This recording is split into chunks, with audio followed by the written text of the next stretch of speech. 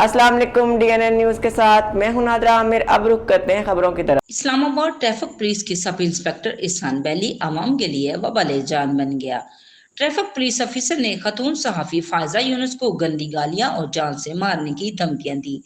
खतून सहाफी फायजा यूनुस की तरफ से थाना सादकाबाद में दरखास्त दे दी गई है।